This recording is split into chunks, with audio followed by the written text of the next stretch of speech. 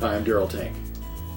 I want to take advantage of a picture that was sent in by one of you out there that I'm going to use in this ongoing series called the Critique Series. I like to be able to pick things out that are going to help as many of you as possible, and some of it may seem repetitious, but I think that'll still be helpful because repetition is how we learn. And I want to take advantage of some very simple little things here on paying attention to angles and maybe visualizing a grid in your mind so that you can try to capture some of those little things that will be the important character traits, the personality of someone. So I'm going to do all my recommendations in relationship to the 5-pencil method. If you have not had a chance to watch any of the videos, there's many free ones. Please go to 5pencilmethod.com.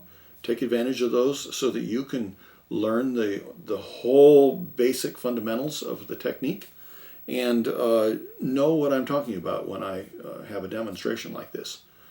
There are a few little critical things. I don't want to nitpick on this because, again, I think it's a wonderful drawing. And yet there's some very common things that I want to address. There is something I noticed with this eye in that the nose is actually hiding more of the eye than shows in the drawing. This may not be big enough to see, but we probably only see maybe 2/3 or a little over half of this iris and pupil. It is a little hard to see because there's some red eye going on there, and so you can't see the full contrast of the pupil. But this eye is scooted back to where we only see a portion of it because it's behind the bridge of the nose. And this is very common. At this angle, the way that this face is turned, it would be hiding certain things. And we have a tendency to always want to include things that we have when the face is forward and we're looking at it full on. We often just want to make it like that in our minds because that's the thing that has made the biggest impact on us. So I'm going to go ahead and take out part of this eye so that we can, I hope I can, so that we can kind of construct it a little bit. Maybe I can get just enough of it off that we can change the location and the structure here a little bit. I'm going to go ahead and move it back. So now I'm going to make this the edge. And we're going to come back that way. It might be that this bridge of the nose needed to go out a little further. That's very possible. Maybe the eye was in a good place, but the nose was not covering up enough of it to make it logical here. So I'm going to go ahead now and take this one back as well.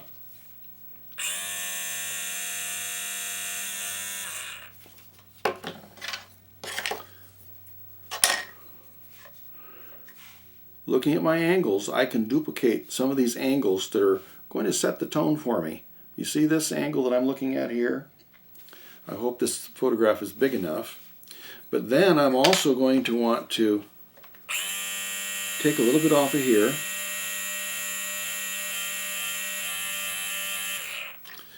And change this angle of this eyelid. It may not be exactly the same. I may not be able to do it exactly the same, but I see more of an angle here instead of an arc.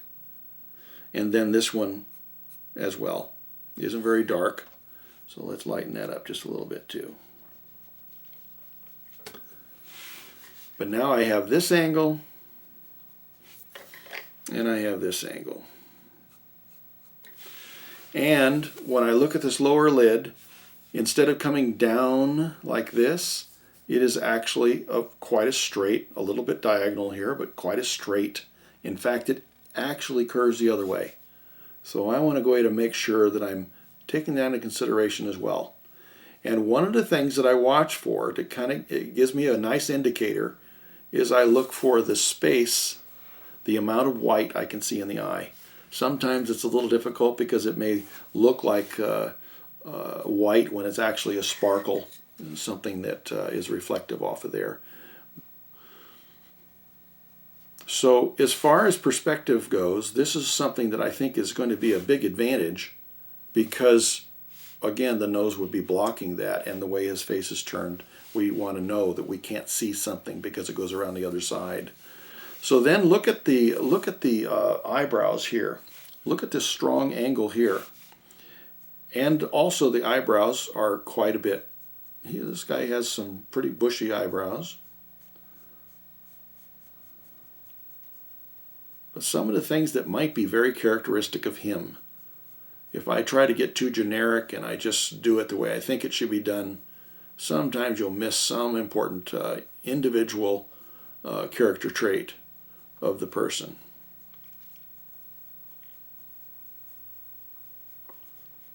Some of the uniqueness.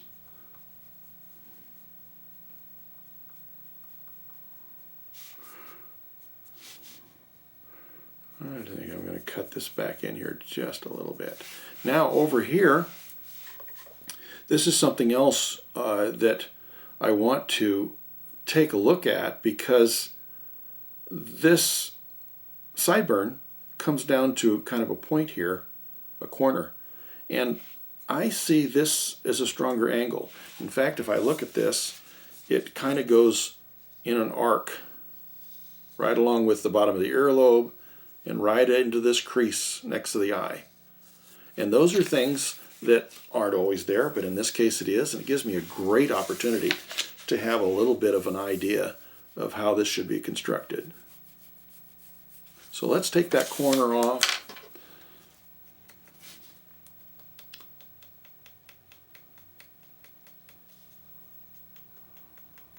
Take my kind of an indicator off. So now he has maybe his unique shape to his sideburns. May not have always had them, so I'm sure there's some leeway there, but still, it's nice to be able to have these because it helps you also construct other things as you have these reference points that you can go ahead and use as a bearing point for something else. Okay, now let's go ahead and take a look at this back of the neck here. You notice this strong crease. I never want to make too much out of a wrinkle or a fold or a crease because sometimes it can just become dominant. But you do see that there is something here and there's nothing in the drawing. And so I think that I'm going to back this off a little bit and try to give myself an opportunity to show that the neck comes down and the shoulder goes into the shirt this way instead of just, for the most part, coming straight down. Let me see what I can do here, taking something off.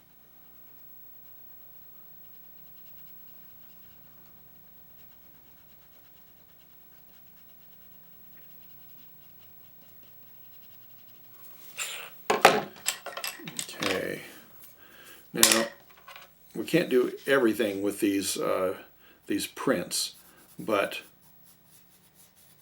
the neck would come a little straighter down. There's a little bit of an angle, a little bit of a tilt to it. I mean, you can put your pencil up there to see if you can recognize it a little more and do like I've told you before, where you can use your straight edge in this case and verify any angle. If this has been laid out properly, then you're going to be able to have an opportunity to verify your angle by putting this exactly parallel to your drawing and until it lines up and you can run your straight edge right on through. Let's make the shoulder go back here. And it goes into the shirt. Let's make this this fold in the back of the neck here come forward a little bit, just enough to let us know that it's probably the division between the neck and the shoulder. Okay, now over here, these are just, again, there's not that it's that critical, but these are some things that I want to encourage you. These are the type of things that I want you to notice because it'll help you with your depth, dimension, perspective.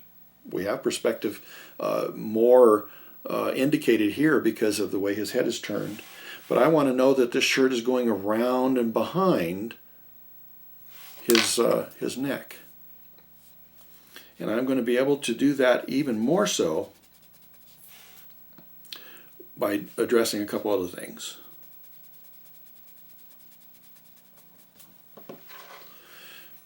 Because we see a shadow here, and there is no shadow here. This is a real important part. The flash has made it far too harsh. It's far too clean of an edge, and that's what shadows do. They end up by compressing them, even eliminating them, but they make a very harsh edge. And if you have been following my recommendations, I like to come out on all shadows and make the outer edge coming into the light a little softer, so it's never confused with a dimensional edge like this. I want a clean edge where I have something that completely separates from something else. So we want this neck to come up here. And it doesn't mean everything else is right, but it starts giving us a little more of an opportunity to show that position we're in, where we're kind of looking up at him a little bit more.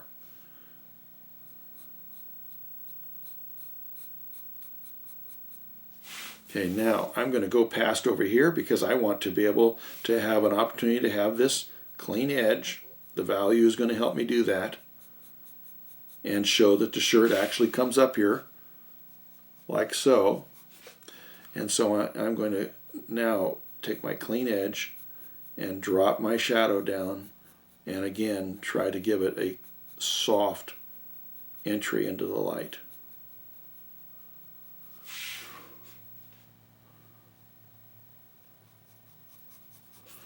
Okay. Now, I wish I could take some of this off. I don't think I can get all of this off here, but I want to show that this neck kind of comes down here and changes into a contour. There's no longer a clean edge where we're looking around the backside. We can't see it anymore. We can't see the shirt because it disappears there. So this is my opportunity. I want to show this conclude. So I don't want all this to be so dark that I don't have a little more value left to show that there was something darker as he went into his shirt, and I have a shadow beyond what that dark ribbing of the t-shirt shows. So now we have a chance to show that that goes around behind. And then I want to show you that if you stop and think about this opportunity I'm talking about with clean edges, everything that goes around and out of your sight will have a clean edge.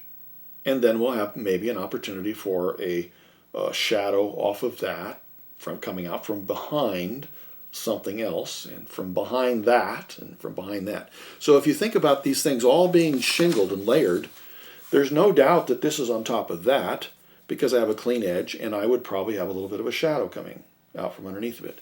This is a clean edge, it's on top of this next one.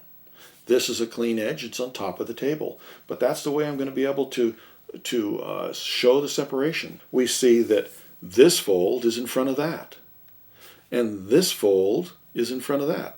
This contour, and it keeps coming forward and forward, or recessing backwards and backwards. So having that clean edge is really important, but you can't see it very well because of the flash. And so what I want to do when I come in here, and I can understand where somebody might not have the, not see it well enough to really know what to do, I want to be able to show those actual depth opportunities instead of having this undulating and just, contouring. Remember, a contour is when you can see in and out. It never leaves your view. It may go into a deeper part, maybe be a little darker in that concave portion, but you never lose sight of it. When I'm missing the opportunity for this dimension and depth, I'm wanting to make a clean edge over here, but I'm going to take a liberty. I'm going to come out from that. I'm not going to just leave it a line. I'm going to come out here with a softer edge as it goes into the next contour. And then I'm going to come over here and I'm going to do another one. These will change the dimension of your picture incredibly. We want to have our pictures come off the page almost, again, looking 3D. And we definitely have that opportunity. We can do that without any problem, especially when we have these opportunities. This right here could probably be a little darker, even though it's quite harsh in the picture. This brings that nose forward by, again, showing a clean edge. It's not a contour. And we don't want to get too dark. We always want to make sure that we're not using up all of our value. But these are ways that we're going to be able to separate things. Now that I've done that, I'm going to be able to come in with maybe a little more value here than I might have had the courage to do before, because I have something to contrast it with. Now I have a chance to turn that nose around the edge until it finally goes out of our sight, but we show contour. And we have an opportunity to show this as a very normal nose instead of having it be almost flat. Again, this is a wonderful picture. I am only trying to use it as an opportunity to show you a few things here that I think can help. Another strong angle here. Another opportunity to start judging from that how high up your eyebrow is. There's all kinds of little reference points that will not only help in a picture like this, but make you better and better and better at drawing what you see. Freehand, if that's what you'd like to do, and have a much better interpretation. There's usually, almost always, many reference points if you can learn what to utilize. Let's go ahead and take one last look here and see maybe what we did. Sometimes it's a little hard to tell. And maybe it may not be real evident here, and there's so many other things that I could address. But still, we changed the eyes.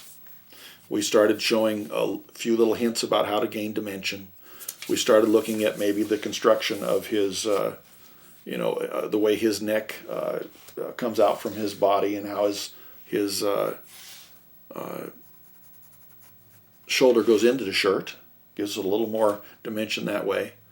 And taking advantage of angles that help us have those wonderful reference points that can really make our drawing more like the character that we're looking at.